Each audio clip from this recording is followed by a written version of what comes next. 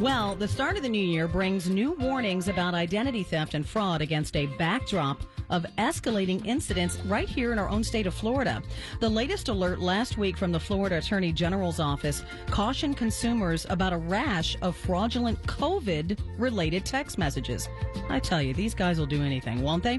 The growing threat comes on the heels of the recently released Wallet Hub report that found Florida ranking high on the list of states whose residents are most vulnerable to identity theft and fraud.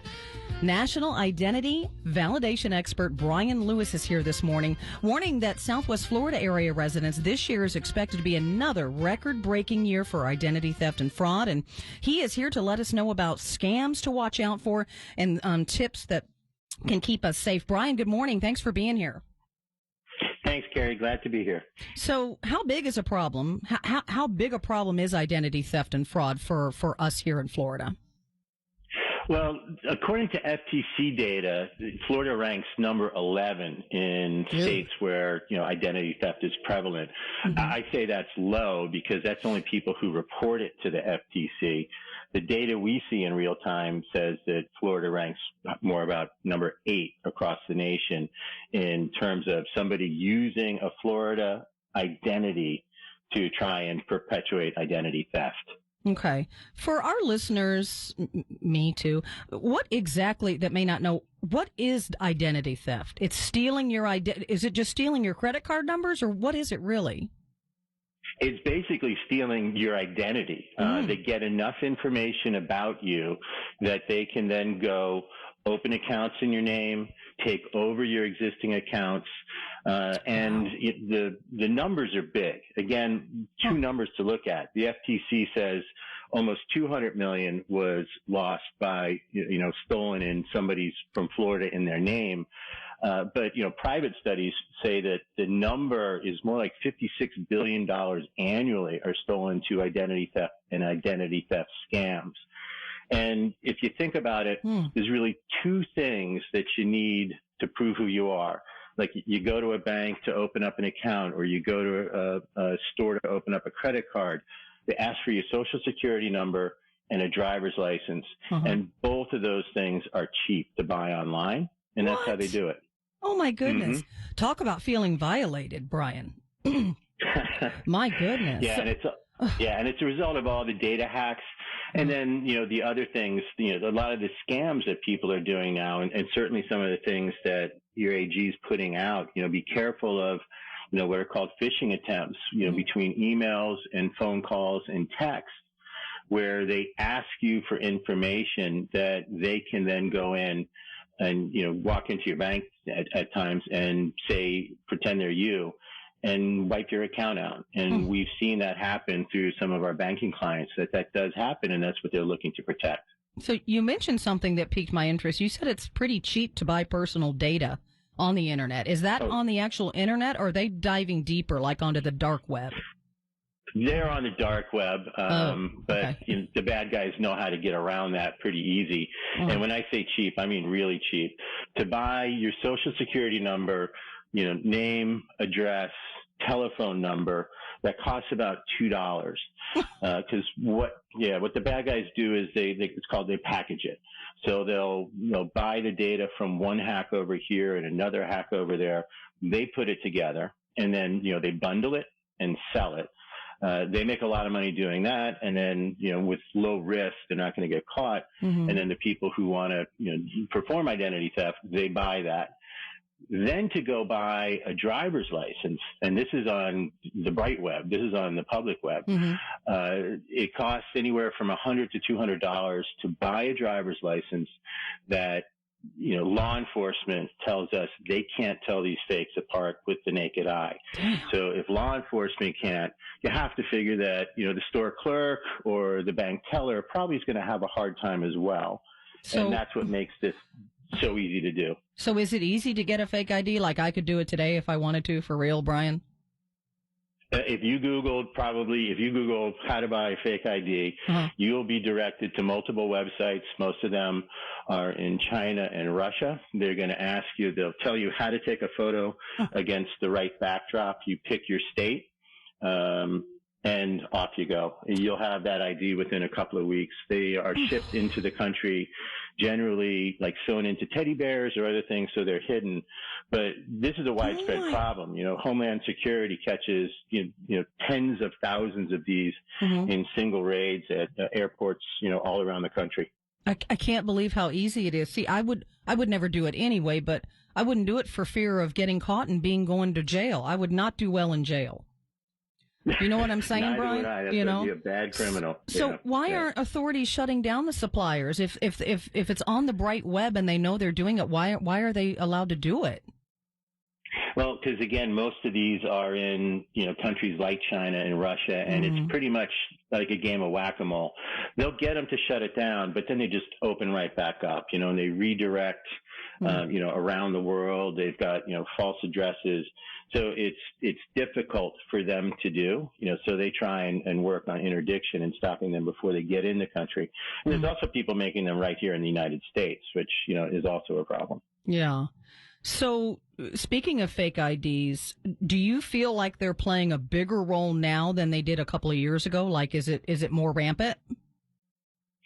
Yeah, we've certainly seen it's gone up every single year. The use of IDs to become you. The other thing that people are seeing are scams as well. I look at every time I'm on Facebook and I see people answering those questionnaires like, hey, send this to your 10 friends and, ask who is your third grade teacher? Who is this? Who is that? And people think it's cool to find out about their friends, but what they don't realize, that's the scammers getting the information that are generally the questions that are asked to reset your password. We've got to be careful about what we give out because there's so much already been stolen about us in these data breaches. You got to really be careful of what you also then put out there that isn't part of a breach, but then also unlocks your identity. Okay. So I can't believe they're using COVID, but you just can't put it past any of the scammers what they'll do. What are some of the things that our listeners can watch out for, some of the scams now, Bryan, that you can let us know? Of course, we know never give your Social Security number out over the phone or texting it. Any other tips you can give us? Now I'm scared. I hate this. I really hate it. That's a really important one is no bank, the IRS, the Social Security Administration, none of them are going to call you up and ask for information. They're not going to ask you to relog in or any of those things. And it just happened to my office manager. She got a text from supposedly her bank that her account was locked and she needed to relog in. That was an attempt to get her credentials so the bad guys could do it and wipe her account out. So nobody like that is going to ask for your information. So be very wary of strange, phishing emails and texts. And they're getting very sophisticated at it. My CFO got an email supposedly for me asking him to wire money to an account. Thankfully he knew it was fake, and we always have, in a way, two-factor. He's got to call me up and make sure it's real. But they're attacking businesses. They're attacking people. So watch for strange emails and texts. And then the other thing I'd say, to make sure that if it happened to you, you should set up alerts on your accounts.